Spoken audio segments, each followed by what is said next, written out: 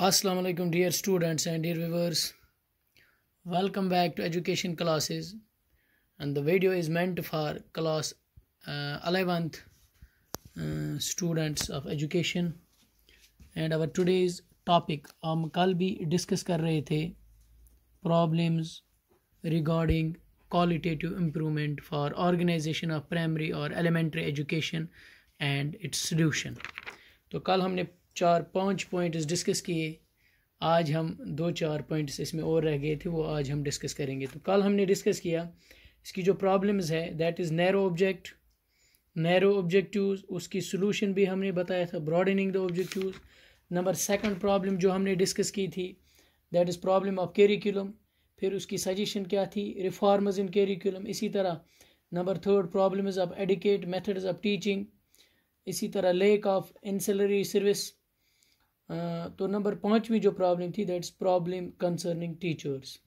आज हम आगे पढ़ने जा रहे हैं ये टॉपिक हम पढ़ रहे हैं, इसका सेकंड जो आज लेक्चर है हम कंटिन्यू करेंगे। नंबर 6 जो इसकी प्रॉब्लम है that is problem of school buildings and equipment. बहुत सारे प्राइमरी स्कूल्स ऐसे हैं they do not have proper buildings, they do not have proper furniture, they do not have proper equipment. तो buildings of बहुत सारे ऐसे भी प्राइमरी स्कूल्स हैं जहाँ पे बिल्डिंग्स तो हैं लेकिन they are dark, dingy, unhygienic and without proper ventilation. वहाँ पर प्रॉपर वेंटिलेशन नहीं है, वहाँ पर डार्कनेस है, वो अनहाइजीनिक है। तो कुछ प्लेसेस ऐसे हैं, कुछ जगहें ऐसे हैं जहाँ पर जो स्कूल्स है they are held in tents में and sand houses, even in the open or under a tree, किसी दरख्त के नीचे या ओपन एयर में पढ़ाया जाता है। डॉक्टर भाई जोध सिंह पंजाब यूनिवर्सिटी के फॉर्मर वाइस चांसलर रह चुके हैं। He compared a primary school to a gaushala where children are herded together like cattle.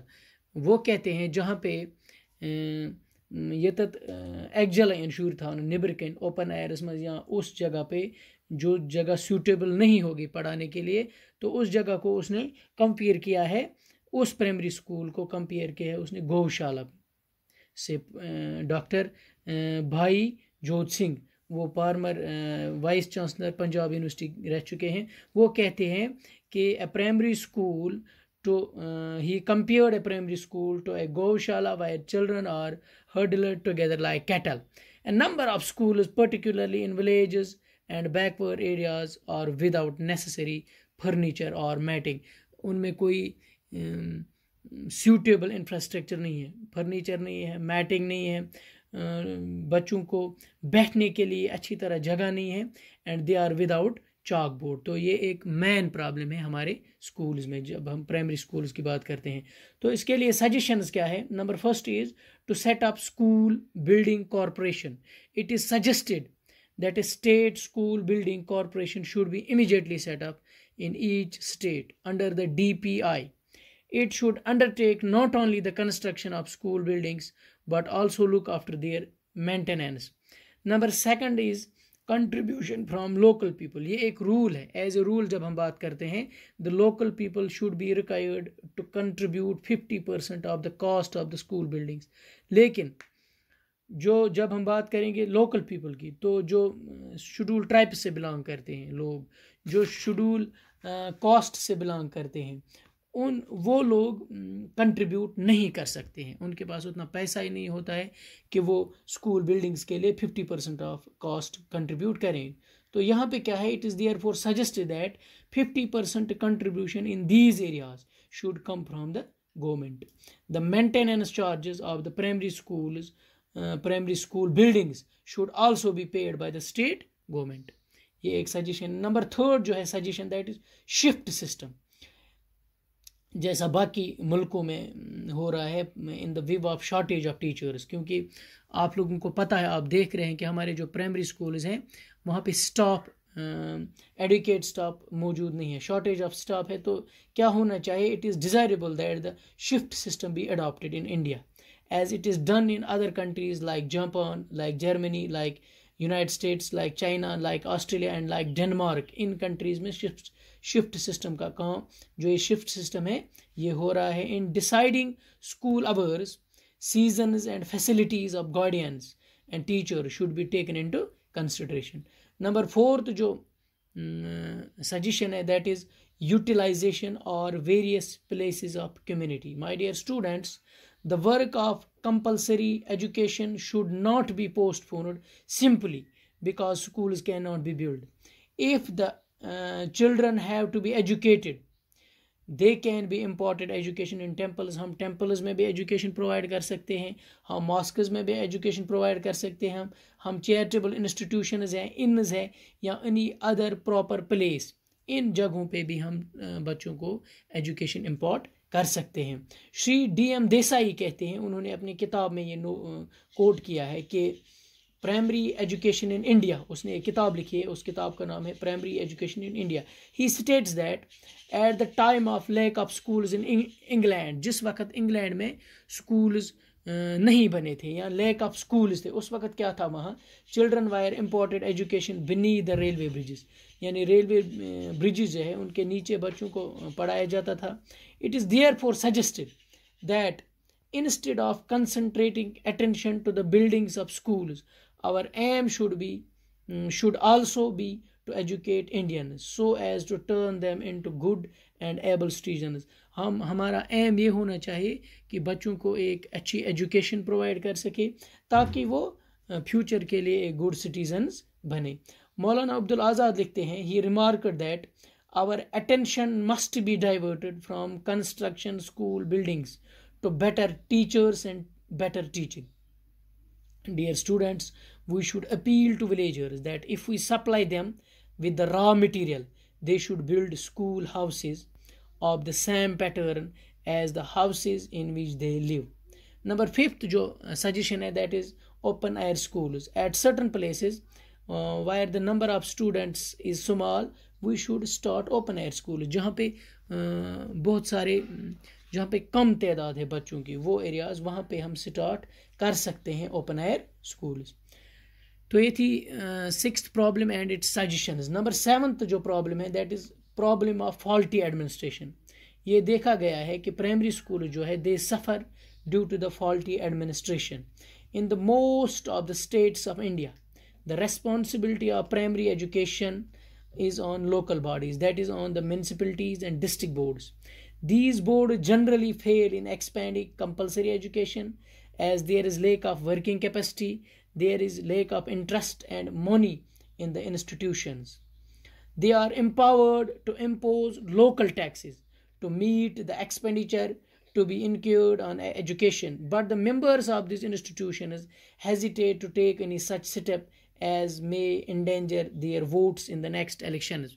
अपने वोट्स के खातिर वो कोई एक्शन लेने में नाकाम है और वो हेजिटेट करते हैं कोई स्टेप लेने में. My dear students, in the sphere of the expansion of primary education, although the number of schools have increased, there still continues a lack of good administration and necessary school equipment. Consequently, compulsory education has not made the desired progress because of this faulty administration. तो इसके लिए suggestions क्या होनी चाहिए? Reform in the administration of education. It is the responsibility of nation to educate its citizens. ये nation की responsibility है कि अपने citizens को proper education provide करे, and government should take over the entire responsibility of meeting expenditure on primary education. ये government की responsibility होनी चाहिए, सारी responsibility government की होनी चाहिए to meet the expenditure on primary education. So it is not possible to achieve the desired progress by merely giving grants to municipal and district boards, क्योंकि वो उस तरह का काम नहीं करते हैं. जब हम म्यूनसिपलिटीज़ की बात करते हैं, डिस्ट्रिक्ट बोर्ड्स की बात करते हैं, वो हेजिटेट करते हैं कोई स्टेप लेने में. If on account of some reasons the government cannot shoulder the responsibility, then it should establish such a powerful central institution which may compel the district boards and the municipalities to make arrangements for compulsory primary education in their respective areas within a definite period. एक ऐसा board होना चाहिए, अगर government सारी जिम्मेदारी नहीं ले सकती है तो एक ऐसा पावरफुल सेंट्रल इंस्टीट्यूशन बनना चाहिए जो कंपेल करे डिस्ट्रिक्ट बोर्ड्स को, म्यूनसिपलिटीज़ को, to make the arrangements for compulsory primary education in their respective areas within a definite period. Educational administration should be democratic. Schools and teachers should be given freedom in the organization of their work. Number 8 जो problem है that's lack of supervision and inspection. अक्सर ये देखा गया है बहुत सारे ऐसे स्कूल हैं जहाँ पे इंस्पेक्शन नहीं होती है. तो the present system of inspection जो है it is mainly of a police character. Our inspectors have been more of administrators than educational workers. They think of their own comfort rather than improvement of education. यानी inspection ऐसा होना चाहिए, inspectors ऐसे होने चाहिए जब वो इंस्पेक्शन करे स्कूल्स में तो वहाँ पे जो टीचर्स हैं वो टीचर्स उनसे कुछ नई टेक्निक्स सीखना चाहिए. तो ऐसा नहीं हो रहा है. They visit only a few schools in year. एक साल में कुछ ही स्कूल्स में वो विजिट करते हैं. और there are some schools which are never visited. ऐसे भी हमारे मुल्क में, हमारे स्टेट में ऐसे भी ऐसे स्कूल्स हैं जहाँ पे कभी विजिट नहीं हुआ है, जहाँ पे कहीं भी इंस्पेक्शन नहीं हुई है. The government and other schools are they are nutritious for truancy among the teachers and low standards of education among the students. जहाँ पे भी लो स्टैंडर्ड है, जहाँ पे भी टीचर्स अच्छी तरह से ट्रेंड नहीं है, तो क्या होना चाहिए, जो इंस्पेक्टर्स हैं, जो इंस्पेक्शन करने वाले हैं, उन स्कूल्स में उनको इंस्पेक्शन करनी चाहिए और वहाँ पे टीचर्स को समझाना चाहिए, टीचर्स को ये सिखाना चाहिए कि मेथड्स ऑफ टीचिंग क्या है, आप किस तरह से बच्चों को पढ़ा सकते हैं, किस तरह से हमारा जो एजुकेशनल स्टैंडर्ड है वो हाई होगा, वो प्रोग्रेस करेगा माय डियर स्टूडेंट्स. तो ऐसा नहीं, ये एक प्रॉब्लम है. तो इसके लिए सजेशंस क्या है, improving school inspection in order to provide continuous guidance to primary school teachers. The quality of inspection of supervisory staff needs to be raised by providing them opportunities for professional growth through in-service training. The number of inspections should be increased. Frequent visits should be paid to the schools. Inspection should be of democratic character. It has to be so changed that it really becomes an extension or guidance service to teachers. यानी inspection का इस पर आसी ये teachers के लिए एक guidance होनी चाहिए ताकि वो टीचर्स को गाइड कर सकें कि आपको किस तरह पढ़ाना है, मेथड्स ऑफ टीचिंग क्या होनी चाहिए जब आप बच्चों को पढ़ाओगे, जब आप क्लासरूम्स में जाओगे, जब हम एलिमेंट्री एजुकेशन की बात करते हैं. Not more than 40 school should be assigned to one inspector my dear students. तो नंबर 9 जो प्रॉब्लम है that is lack of finance. ये एक मेन वजह है, बहुत बड़ी प्रॉब्लम है, that is lack of finance. It is a serious problem that confronts the elementary schools. Adequate financial assistance is not given to the जब हम एलिमेंट्री स्कूल्स की बात करते हैं उनको एडिकेट फैसिलिटी नहीं मिलती है, उनको वो पैसा नहीं मिलता है जो उन तक मिलना चाहिए. फॉर एग्जांपल अगर एलिमेंट्री स्कूल्स आसन फॉर एग्जांपल अगर तमन 10 रुपये की ज़रूरत तो उनको 5 ही दिया जाता है. तो वो जो उनकी नीड होती है वो वहाँ पे प्रॉब्लम है. तो the means of income of elementary school जो है they are so much limited that they are totally incapable of meeting the expenditure of compulsory education. तो वहाँ पर वो नीड पूरी नहीं होती है जब हम एक्सपेंडिचर की बात करते हैं कंपल्सरी एजुकेशन की. तो सजेशंस क्या होनी चाहिए इसके लिए, स्टेट गवर्नमेंट और सेंट्रल गवर्नमेंट जो है they should be fully prepared to meet the teaching costs. The state government should assist local bodies with suitable grant in aid so as to enable them to realize the goal of universal education. Shri Desai कहते हैं, Shri Desai, he is an eminent Indian educationist. He suggested that in order to reduce the expenditure of compulsory education, fees should be taken from the children of rich parents. यानी जो अमीर शुर आसन उनसे fees लेना चाहिए. और and private primary school should be allowed to take fees from the students, but care must be taken that poor children should not be charged any tuition fee. यानी जो गरीब बच्चे हैं उनको ट्यूशन फीस, उनसे ट्यूशन फीस नहीं लेना चाहिए. एंड नेशनल क्राइटेरिया में भी evolved for changing the tuition fee. तो ये थी कुछ problems regarding qualitative improvement for organization of primary or elementary education and their suggestions or solutions. तो मुझे उम्मीद है कि आप इस वीडियो को अच्छी तरह से देखोगे, समझोगे.